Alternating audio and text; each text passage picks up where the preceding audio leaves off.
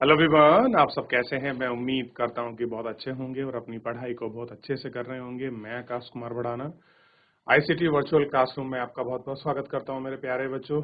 जैसा आपको पता है मेरे प्यारे बच्चों, बेसिकली आपका हमारी जो है मेरे प्यारे बच्चों 8th क्लास है और 8th क्लास में हम लोग देख रहे हैं भूमि, मृदा, प्राकृतिक वनस्पति और वन्य जीव संरक्षण।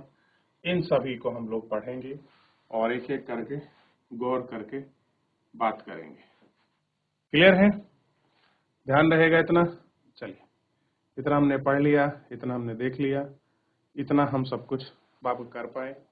ठीक, आगे बढ़ते हैं, आगे चलते हैं और इनको हम लोग आपका गौर करके देख लेंगे। ठीक, यहाँ तक कोई डाउट है? यहाँ तक कोई क्वेरी है? ठीक है, चलिए आगे बढ़ रहे हैं। भूस्खलन को हम लोग देख रहे हैं। सामान्य रूप में जो सैल और जो आपके मलबे हैं उनको हमने देखा। बृहद संचलन को हमने देख लिया। पूरी प्रक्रिया को हमने पढ़ा। अपक्षय, परिवर्तन, ये सारी चीजें क्या होती हैं, किस प्रकार से सब चीजें होती हैं। क्लियर है? इनको हमें देखने का प्रयास कोशिश की। सैल, भू निर्माण, ये चीजें क्या है। ठीक, बात करते हैं चट्टान और बांध, नीचे उगने वाली एक फसल। ठीक, यह जल के प्रवाह को कम करने के लिए बनाए जाते हैं। नाली की रक्षा करते हैं, मृदा क्षति को रोकते हैं। वर्षा दोहन में क्या करते हैं, आपका मृदा को सुरक्षित रखते हैं और अलग अलग समय पर विभिन्न फसलों और कांतारों में चीजें उगाई जाती हैं और हम उनको देखते हैं। क्लियर है? इतना ध्यान रहेगा। आगे बढ़ते हैं, बात कर रहे हैं जल की। तो अब आपको पता लग गया है कि भैया आप जो हम बात कर रहे हैं, जो पृथ्वी की ऊपर की परत है, इस क्लियर स्थल मंडलीय मिट्टी को हम कैसे प्रोटेक्ट कर सकते हैं, कैसे हम रोक सकते हैं, ये सारी चीजें हमने इसके अंतर्गत देखी हैं या उनको देखने का प्रयास किया है। क्लियर है? या ध्यान रखना। क्लियर है? चलिए आगे बढ़ जाए। तो ये कुछ ऐसे तरीके थे, टेक्निक थे जिनसे कृषि पर्यवेक्षण होता है। क्लियर है? आगे बढ़ रहे हैं। जल एक महत्वपूर्ण नवीकरणीय प्राकृतिक संसाधन है। भूपृष्ठ का 3/4 जल भाग से ढका हुआ है, इसलिए जल को जल गिरह या उपयुक्त गिरह लगभग 3.5 अरब वर्ष पहले जीवन महासागरों में ही प्रारंभ हुआ। यदि आज महासागर पृथ्वी के 2/3 भाग में ढके हुए हैं, ठीक, और विविध प्रकार के पौधों और जंतुओं को मदद करते हैं। महासागरों का लवणीय जल है और मानवीय उपभोग के लिए उपयुक्त नहीं है। अलवणीय केवल 2.7% ही है। लगभग 70% बर्फ की चादर और हिमानियों के रूप में अटलांटिक, ग्रीनलैंड, पर्वतीय प्रदेश और अपनी स्थिति के कारण मनुष्य की पहुंच के बाहर एक प्रतिरूप अलवणीय जल उपलब्ध है। वह मानव उपभोग के लिए उपयुक्त है। सार्वभौमिक जल, झील, पृष्ठभूमि, वायुमंडल, जलवाष्प के रूप में यह भूमि है। क्लियर है? इन सब के रूप में यह भूमि आपकी दिखाई देती है। क्लियर है?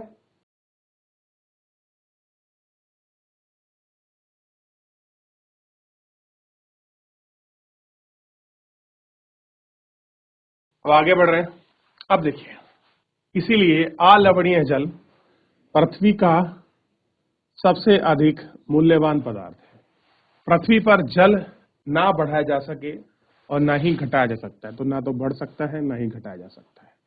इसकी कुल मात्रा स्थिर रहती है। इसकी प्रचुरता, विविध वर्षण और वहां की प्रतिक्रियाओं द्वारा महासागर, वायु, भूमि, पुनः महासागर में चक्रण द्वारा निरंतर गति शामिल है। जैसा कि आप जानते हैं कि इसे जल चक्र कहते हैं। मनुष्य जल की बड़ी मात्रा में उपयोग न केवल पीने और धुलाईकरण करता है, वरना प्रक्रिया में भी करता है। जल कृषि, उद्योग, बांध, जलाशय के माध्यम से ही विद्युत उत्पादन में प्रयोग किया जाता है। जल स्रोत भूस्खलन, जल प्रदूषण के कारण अलवणीय जल की आपूर्ति में कमी के मुख्य कारक में बढ़ती हुई भोजन, नकदी फसल को बढ़ती मांग, नवीकरणीय बेहतर जीवन स्तर है। कैसा है इनका? बेहतर जीवन स्तर को दिखाता है।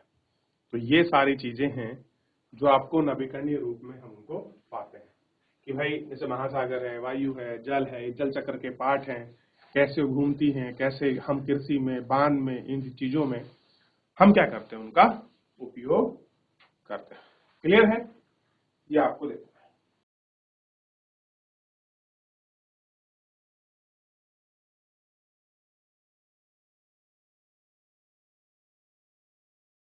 आगे बढ़े, चलिए अब देखिए, अब यहां बात करते हैं जल की उपयोगिता। ये एक क्रियाकलाप के मुताबिक बताया कि हम जल का यूज पैटर्न को बताने का प्रयास किया। औसतन एक भारतीय नागरिक 150 लीटर जल का उपयोग करता है। कितना? 150 लीटर।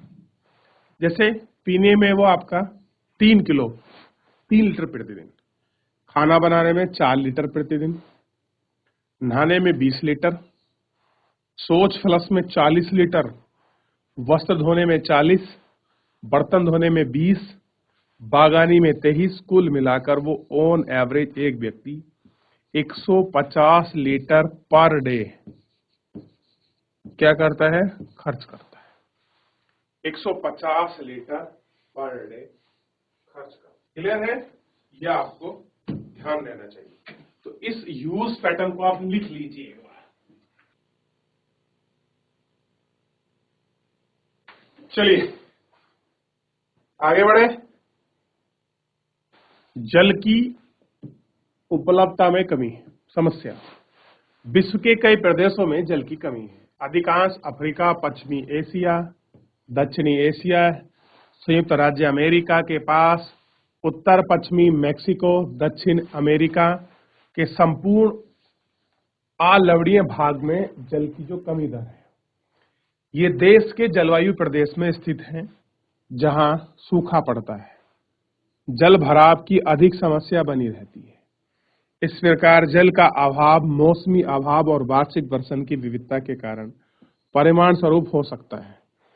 उपयोग और जल का स्रोत दूषित करने के कारण ही जल का अभाव हो सकता है। कैसा है? जल का उपयोग और अभाव इसमें हो सकता है। क्लियर है?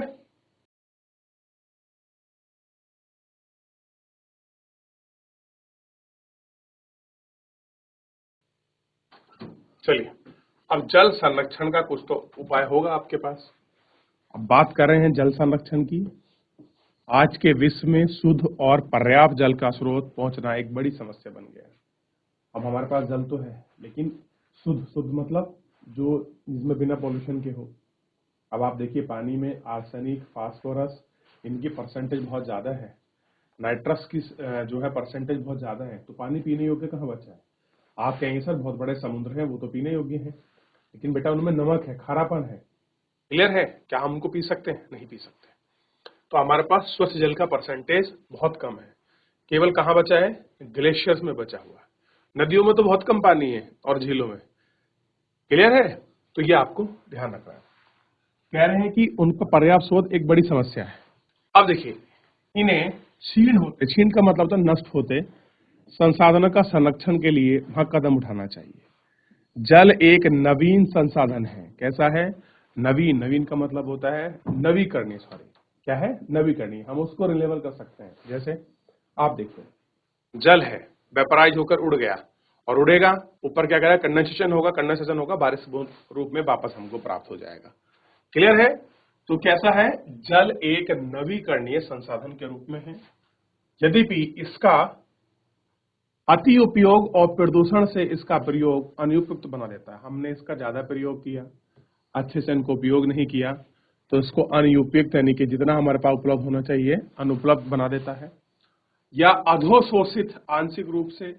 अब मान लो हमारा जल है, हमने उसको क्या कर दिया? अधोशोषित मल में, रासायनिक क्रिया में, विसर्जन में, इन सब चीजों में हमने बहा दिया, तो जल के क्या हो गए? प्रमुख शामिल नाइट्रेट धातु, कीटनाशक जल का प्रदूषण कर देगा। अधिकांश रसायन अजाब, निम्नीकरण, होने के कारण जल के द्वारा मानव शरीर में पहुंच जाते हैं और प्रदूषकों को जल न्याय का छोड़ने से आपका बाह्य स्रोत उपयुक्त विधि संशोधित कर जल का प्रदूषण किया जाता है। क्लियर है? तो ये सारे ऐसे माध्यम हैं जिनके माध्यम से आपको ये सारी चीजें जो हैं दिखाई देंगी।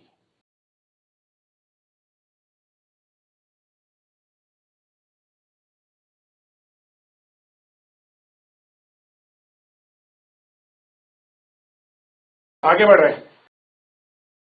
क्लियर है? चलिए आगे बढ़ते हैं। वन और वनस्पति आवरण जलधारीय प्रभाव को मंद करते हैं। कह रहे वन है और अन्य वनस्पति जो आवधारण है वो क्या करते हैं, उनको मंद करते हैं। मान लीजिए कहीं पर आपके पेड़ पौधे लगे हैं तो जो पानी का फ्लो है उसको कम करते हैं, संरक्षण का ही काम है एक प्रकार का, और भूमिगत जल को पुनर्पूरित करते हैं। अगर वहां रुकेगा तो पृथ्वी के अंदर जल जाएगा। जल संग्रहण पृष्ठ भूमि के बचाव की दूसरी विधि है। जल रिसाव को कम करने के लिए खेतों में सिंचाई करने वाली नहरों को ठीक से पक्का करना चाहिए। रिसाव और व्यवसायीकरण की जल छापूर्ति को रोकने के लिए कृषि को स्प्रिंकलरों और सिंचाई करना अत्यधिक प्रभावी है। वाष्पीकरण अत्यधिक शुष्क प्रदेशों में सिंचाई की ड्रिप और टपकन विधि बहुत आसान है। कैसा है? इन विधियों के माध्यम से, ड्रिप इत्यादि के माध्यम से की जाती है। सिंचाई इन विधियों का अपनाकर बहुमूल्य जल संसाधन संरक्षित किया जाता है। इन्हीं के माध्यम से ये सारी चीजें आपकी की जाती हैं। जल संरक्षण, संरक्षित, इन सारे माध्यमों से ही होता है। क्लियर है? जो आपको दिखाई देगा। ठीक है। अब आगे बढ़ते हैं। प्राकृतिक, वनस्पति और वन्यजीव। स्कूलों के बच्चे हस्तशिल्प यानी कि हाथ से बनी चीजें प्रदर्शनी में घूम रहे हैं। प्रदर्शनी की वस्तुएं देश के विभिन्न भागों से एकत्र की गई हैं। अलग अलग देश के हिस्से कोनों से आई हैं।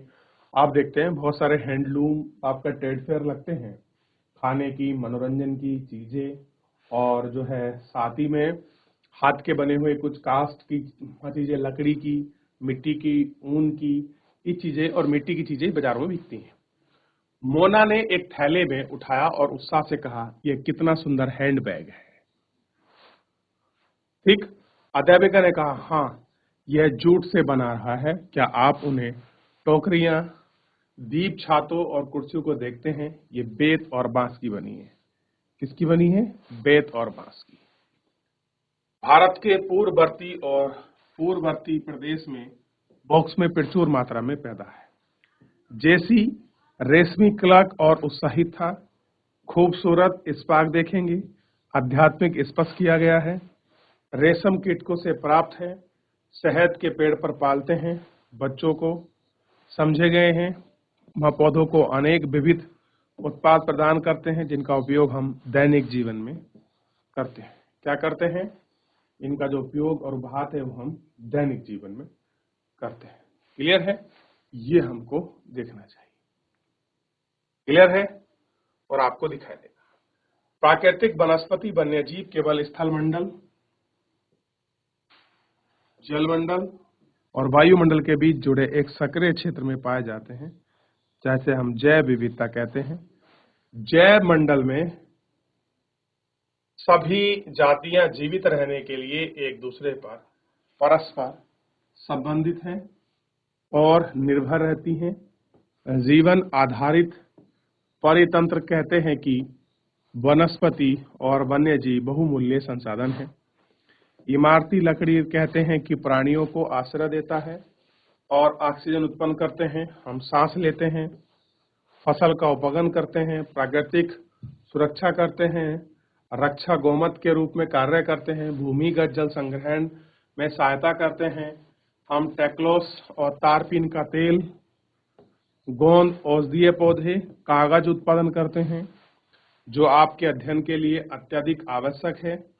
पौधों की असंख्या का उपयोग इनमें कुछ और जोड़ सकता है। ऐसा है? उन सारी चीजों में कुछ और जोड़ सकता है। क्लियर है? तो ये आप इनको देख लें।